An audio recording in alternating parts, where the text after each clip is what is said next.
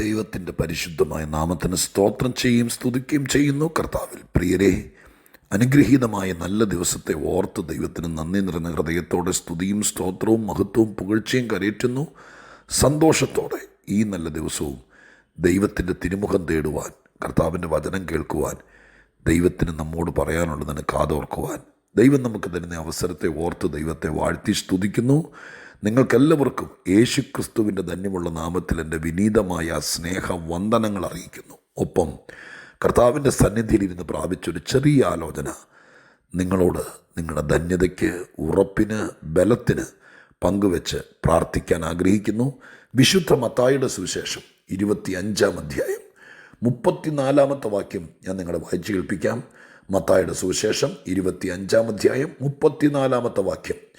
രാജാവ് തൻ്റെ വലത്തുള്ളവരോട് അരുളി ചെയ്യുന്നത്: എൻ്റെ പിതാവിനാൽ അനുഗ്രഹിക്കപ്പെട്ടവരെ, വരുവീൻ, ലോകസ്ഥാപനം മുതൽ നിങ്ങൾക്കായി ഒരുക്കിയിരിക്കുന്ന രാജ്യം അവകാശമാക്കിക്കൊള്ളുവീൻ. എൻ്റെ പിതാവിനാൽ അനുഗ്രഹിക്കപ്പെട്ടവരെ, വരുവീൻ. അന്ത്യകാല സംഭവങ്ങളെക്കുറിച്ച് കർത്താവ് വിശുദ്ധ മത്തായിയുടെ സുവിശേഷത്തിൽ 25-ാമത്തെ അധ്യായത്തിലൊക്കെ തന്നിൽ വിശ്വസിച്ച ആളുകളോട്, തൻ്റെ അടുക്ക വന്ന ആളുകളോട് പങ്കുവെക്കുന്ന രംഗമാണ് കാണാൻ കഴിയുന്നത്. കർത്താവ് പറയുകയാണ്, അവസാന കാലഘട്ടത്തിലേക്ക് എത്തുമ്പോൾ വലിയ വലിയ കാര്യങ്ങൾ ദൈവിക പദ്ധതിയിൽ നടക്കാനിരിക്കുന്നു. അതിലൊന്നിതാണ്, ഒരു കൂട്ടം ആളുകളെ കർത്താവ് ആദരിക്കാൻ പോകുന്നു, മാനിക്കാൻ പോകുന്നു. അവർക്ക് വേണ്ടി കരുതി വച്ചിരിക്കുന്നത് അവർക്ക് അവകാശമായി കൊടുക്കാൻ പോകുന്നു. അതിന് യോഗ്യതയായി കർത്താവ് ഇവിടെ പറഞ്ഞത്, എൻ്റെ പിതാവിനാൽ അനുഗ്രഹിക്കപ്പെട്ടവരെ, എൻ്റെ പിതാവിനാൽ അനുഗ്രഹിക്കപ്പെട്ടവരെ. പ്രിയപ്പെട്ടവരെ, അനുഗ്രഹിക്കപ്പെട്ടവരായി ഈ ഭൂമിയിൽ ജീവിക്കുക എന്ന് പറയുന്നത് അതൊരു ഭാഗ്യമാണ്. ഞാനിത് പറയുമ്പോൾ നിങ്ങളിലേക്കൊന്ന് നോക്കിയേക്കണം. തന്നെത്താൻ ശപിക്കുന്നവരുണ്ട്. എന്തിനാ എങ്ങനെ ജന്മമെന്ന് എന്നും ചോദിക്കുന്നവരുണ്ട്. എല്ലാവരും കൂടി തകർത്ത് കളഞ്ഞല്ലോ എന്നോർത്ത് താടിക്ക് കൈയും കൊടുത്ത് എന്നും തലകുനിച്ചിരിക്കുന്നവരുണ്ട്. പക്ഷേ ഈ ഭൂമിയിൽ ഒരു വലിയ സാധ്യതയുള്ളത് നിങ്ങൾ അറിയാതിരിക്കരുത്. ഇവിടെ പലരും അനുഗ്രഹിക്കേണ്ടവരാണ്. ഇവിടെ ഒരു വാക്ക് പ്രത്യേകം ശ്രദ്ധിക്കണം. യേശുക്രിസ്തു ആണ് ഇവിടെ ഈ ഉപമയിലെ, അല്ലെങ്കിൽ ഈ പറയുന്നിടത്ത് രാജാവ്. എൻ്റെ പിതാവിനാൽ എന്നാണ് ആ രാജാവ് ഇവിടെ ഒരു ഉപമയായിട്ടാണ് പറയുന്നത്. ആ രാജാവ് പറയുകയാണ്, എൻ്റെ പിതാവിന്. ആ പിതാവ് സർവശക്തനായ ദൈവമാണ്. ഞാൻ ഒന്ന് രണ്ട് കാര്യങ്ങൾ പറഞ്ഞിട്ട് ഒരൽപ്പം കാര്യങ്ങൾ വിശദീകരിച്ച് പ്രാർത്ഥിക്കാം. ഞാൻ ആദ്യം ഓർപ്പിച്ചല്ലോ, ഇവിടെ അനുഗ്രഹിക്കേണ്ട പലരുമുണ്ട്. അപ്പൻ മക്കളെ അനുഗ്രഹിക്കണം. അപ്പനാൽ അനുഗ്രഹിക്കപ്പെട്ട മക്കൾ വേദപുസ്തകത്തിലുമുണ്ട്, നമ്മുടെ ചുറ്റുപാടുമുണ്ട്. അപ്പൻ അനുഗ്രഹിച്ച മക്കൾ. യോസേപ്പിനെയൊക്കെ അപ്പൻ ഭയങ്കരമായിട്ട് അനുഗ്രഹിച്ചു. യാക്കോബിനെ ഏശാവിന് കൊടുക്കാൻ വേണ്ടി വെച്ചിരുന്നതാണെങ്കിലും എങ്ങനെയോ ഇസഹാക്കിൻ്റെ അനുഗ്രഹം യാക്കോബിൻ്റെ മേൽ വന്നു. യാക്കോബ് യോസേപ്പിൻ്റെ മക്കളെ അനുഗ്രഹിക്കുന്ന രംഗം വളരെ ശ്രദ്ധേയമാണ്. അങ്ങനെ അപ്പന്മാർ അപ്പനാൽ അനുഗ്രഹിക്കപ്പെട്ട മക്കൾ ഈ ലോകത്തിലുണ്ട്. ചിലർ പറയാറുമുണ്ട്, അവൻ്റെ വല്യപ്പച്ചൻ്റെ അനുഗ്രഹം അവൻ്റെ കയ്യിലുണ്ട് എന്ന്. ഇന്നത്തെ കാലത്തും പറയാറുണ്ട്. അമ്മയെ അനുഗ്രഹിക്കാം. ആത്മീക ആചാര്യന്മാർ, മോശ അനുഗ്രഹിച്ചിരുന്നത് കൊണ്ട് യോശുവ രക്ഷപ്പെട്ട ഒരു സംഭവം, അല്ലെങ്കിൽ ഉയർത്തപ്പെട്ട സംഭവം വേദപുസ്തകം പഠിപ്പിക്കുന്നുണ്ട്. അനുഗ്രഹിച്ചിരുന്നത് കൊണ്ട്. അപ്പോൾ നല്ല ആത്മീക ദൈവമായിട്ട് ബന്ധമുള്ള ആളുകൾ അവരെ മനസ്സ് തുറന്ന് അനുഗ്രഹിച്ചിരുന്നാൽ, അപ്പോൾ ഒരാത്മീക പിതാവിനാൽ അനുഗ്രഹിക്കപ്പെട്ട ആളുകൾ ഈ ലോകത്തിലുണ്ട്. പല കർത്തൃദാസന്മാരെക്കുറിച്ച് എനിക്ക് വ്യക്തിപരമായിട്ടറിയാം. അവരെക്കുറിച്ച് പലരും പറഞ്ഞ് ഞാൻ കേട്ടിട്ടുണ്ട്.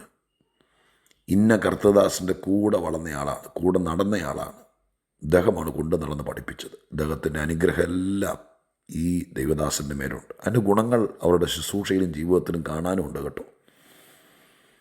അപ്പം നമ്മൾ ആരാൽ അനുഗ്രഹിക്കപ്പെടുന്നു എന്നത് ഏറ്റവും പ്രധാനപ്പെട്ട കാര്യമാണ്. ഭൂമിയിൽ മനുഷ്യരാൽ അനുഗ്രഹിക്കപ്പെടുക എന്ന് പറയുന്നതൊക്കെ ഒരു സാധ്യതയാണ്. പക്ഷെ ചിലരെ അനുഗ്രഹിപ്പാൻ ഇവിടെ ആരും തയ്യാറാകില്ല. പ്രത്യേകിച്ച് മലയാളികളായ നമ്മൾ ഒത്തിരി പേർക്ക് വേണ്ടി പ്രാർത്ഥിക്കുന്നുണ്ട്, ഒരുപാട് പേർക്ക് വേണ്ടി ഉപവസിക്കുന്നുണ്ട്. പക്ഷേ മനസ്സ് തുറന്ന് അനുഗ്രഹിക്കുന്നുണ്ടോ എന്നുള്ള കാര്യം നമ്മൾ മലയാളികളായിരിക്കുന്ന ദൈവമക്കൾ, എന്നെ കേൾക്കുന്നവർ വളരെ ഗൗരവമായിട്ട് ചിന്തിക്കണം. നിങ്ങളുടെ മക്കളെ അടുക്ക വിളിച്ച് അവരെ അടുക്കലിരുത്തി അല്ലെങ്കിൽ അവരെ ചേർത്ത് നിർത്തി അവരൊന്ന് കെട്ടിപ്പിടിച്ച് അവരുടെ ശിരസിൽ കൈവച്ച് അപ്പൻ എന്ന സ്ഥിതിക്ക്, അമ്മ എന്ന സ്ഥിതിക്ക് അപ്പനും അമ്മയും കൂടി അവരെ ഇടത്തും വലത്തും നിന്ന് അവരെ നടുക്ക് നിർത്തി. ഈ പിള്ളേർ കല്യാണം കഴിച്ചൊക്കെ വിദേശ രാജ്യത്ത് പോയിട്ട് അവർക്ക് മക്കളുണ്ടെന്നിരിക്കട്ടെ, എന്നാലും കുഴപ്പമില്ല. അവർ നാട്ടിൽ വരുമ്പോൾ നിങ്ങളുടെ മക്കളെയും മരുമക്കളെയും കൊച്ചുമക്കളെയും കൂടി പ്രാർത്ഥിക്കുക, അല്ല അനുഗ്രഹിക്കുക. മനസ്സ് തുറന്ന്, എൻ്റെ പൊന്നോൻ്റെ അനുഗ്രഹം നിൻ്റെ ഉണ്ടാവും, പൊക്കോ, നീ സന്തോഷത്തോടെ പൊക്കോ, നീ പോകുന്നിടത്ത് അനുഗ്രഹിക്കപ്പെടുന്ന അപ്പൻ. അതെന്താന്നേ പറയാത്തേ? എന്താ അമ്മ പറയാത്തേ?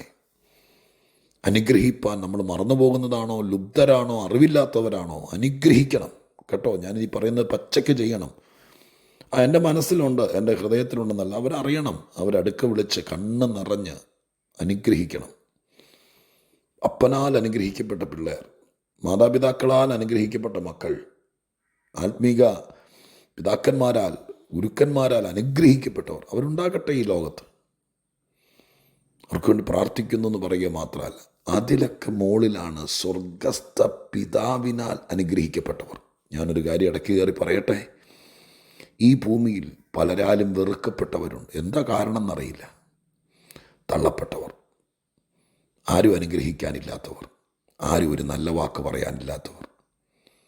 ഒന്ന് ചേർത്ത് നിർത്തി, ഒന്ന് തലേ കൈവച്ച് ഹൃദയം പകർന്ന് കണ്ണ് നിറഞ്ഞ് ഒന്ന് അനുഗ്രഹിക്കാനില്ലാത്തവരുണ്ട്. നിങ്ങൾ ഭാരപ്പെടണം കേട്ടോ. നിങ്ങളിനി അനുഗ്രഹിക്കാൻ വേണ്ടി കാശ് കൊടുത്തൊന്നും ആരുടെ അനുഗ്രഹം മേടിക്കുക. കാശ് കൊടുത്ത് മേടിക്കേണ്ടതല്ലല്ലോ അനുഗ്രഹം.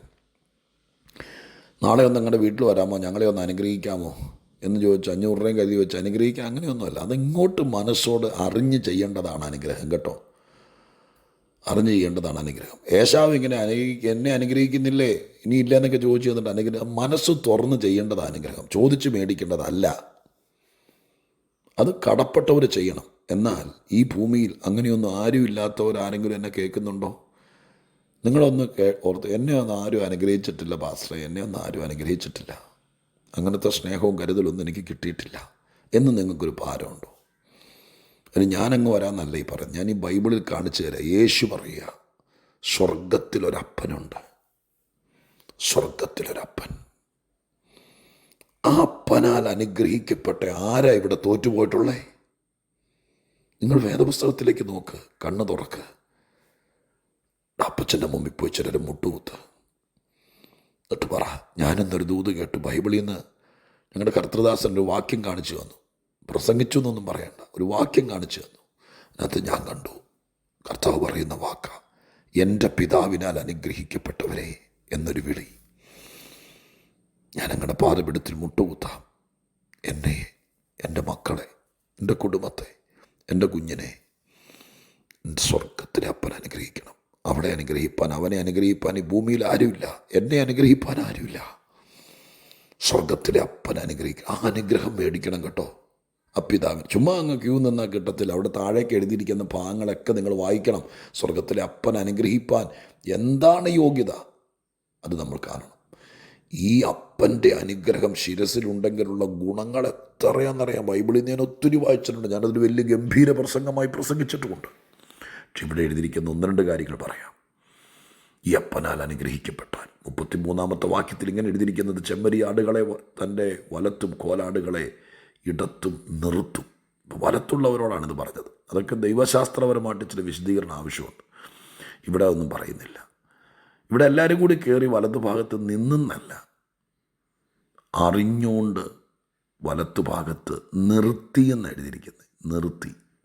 അപ്പം ഞാൻ പറയാം, ദൈവത്താൽ അനുഗ്രഹിക്കപ്പെട്ടാൽ നിന്നെ എവിടെയെങ്കിലും കൊണ്ടുപോയി നിൽക്കാൻ സമ്മതിക്കത്തില്ല. നിന്നെ നിർത്തേണ്ടിടത്ത് സ്വർഗത്തിലെ ദൈവം നിർത്തും. എന്തിനാ അവിടെ നിർത്തിയെന്നൊക്കെ പിന്നെ അറിയുള്ളൂ. നോക്കിപ്പോൾ കുറേ പേരെ പിടിച്ച് വലത്ത് ബസ്, നിങ്ങളൊന്ന് ഒരു മനസ്സിലൊന്ന് കണ്ടേ. ആ രംഗത്ത് നിങ്ങളോട് സാക്ഷിയാണെങ്കിൽ നിങ്ങളൊന്ന് കണ്ടേ. കുറേ ആടുകൾ, 2 ടൈപ്പ്. ഒരു കൂട്ടം ആടുകളെ ഇടതുവശത്തേക്ക് നിർത്തുന്നു, ഒരു കൂട്ടം ആടുകളെ വലത്തുവശത്തേക്ക്. എന്തിനാ അങ്ങനെ നിർത്തുന്നതെന്നൊന്നും ആരും അറിഞ്ഞില്ല. അതൊക്കെ പിന്നെ അറിഞ്ഞോളും. നീ നിന്ന കൂട്ടത്തിൽ നിന്ന് വേർതിരിച്ച് ഒരു പ്രത്യേക സ്ഥലത്തേക്ക് മാറ്റി നിർത്തിയിട്ടുണ്ടോ ഞാൻ പറയുന്നത് മനസ്സിലാവുന്നുണ്ടോ? നിനക്കത് ഫീൽ ചെയ്യുന്നുണ്ടോ? അതിങ്ങനെ ആൾക്കൂട്ടത്തിൽ തുള്ളിയും ചാടി നടക്കുവാണോ? എല്ലാം കൂടി ഇങ്ങനെ മെഴുകി നടക്കുന്നതിൻ്റെ ഇടയിൽ എരുമയും കാട്ടുപോത്തും ആടും ഇതെല്ലാം കൂടി കിടക്കുന്നതിൻ്റെ ഇടയിൽ കിടക്കുകയാണ്. അതോ അതിനിടയിൽ നിന്ന് നിന്നെ ദൈവമായ കർത്താവ് വേർതിരിച്ച് മറ്റൊരു സ്ഥലത്ത് മാറ്റി നിർത്തി എന്നൊരു തോന്നലുണ്ടോ? അതെന്തിനാണെന്നൊന്നും ഇപ്പം അറിയില്ല. കുറേ കഴിയുമ്പോഴറിയത്തുള്ളൂ എന്തിനാ മാറ്റി നിർത്തിയെന്ന്. ഒന്നാമത്തെ കാര്യം, പിതാവിനാൽ അനുഗ്രഹിക്കപ്പെട്ടവരെ പിതാവ് തൻ്റെ ഒരു പ്രത്യേക സ്ഥലത്തേക്ക് മാറ്റി നിർത്തും. 2, അവരോട് പറയുകയാണ് വരുവീൻ. ഒരു ദിവസം ആ മാറ്റി നിർത്തിയവരോട് പറയും വാ വരുവീൻ. 3, ലോകസ്ഥാപനം മുതൽ നിങ്ങൾക്കായി ഒരുക്കിയിരിക്കുന്ന, അപ്പോൾ നിന്നെ മാറ്റി നിർത്തിയ കാലം അതിനേക്കാൾ മുമ്പ് മുതൽ എന്തോ നിനക്ക് വേണ്ടി ഒരുക്കി വെച്ചിട്ടുണ്ട്. ആ ഒരുക്കി വെച്ചത് തരാനാ നിന്നെ മാറ്റി നിർത്തിയതെന്ന് എന്തോ ഒരുക്കി വെച്ചിട്ടുണ്ട്. 4, അത് നീ അവകാശമാക്കിക്കൊള്ളുക. നിന്നെ മാറ്റി നിർത്തിയത്, നിന്നെ ഈ അപ്പൻ അനുഗ്രഹിച്ചത് എന്തോ നിനക്ക് അവകാശമാക്കി തരാനാ, നിന്നോട് എടുത്തോ എന്ന് പറയാനാ. ഒരു കൊച്ചു കളിപ്പാട്ടമൊന്നും അല്ല കേട്ടോ. അവിടെ എഴുതിയിരിക്കുന്ന വാക്ക് കണ്ടോ, രാജ്യമെന്ന. അതൊക്കെ വരാനിരിക്കുന്ന കാര്യം. എന്താണെങ്കിലും ഞാൻ ഇങ്ങനെ പറഞ്ഞു നിർത്താം.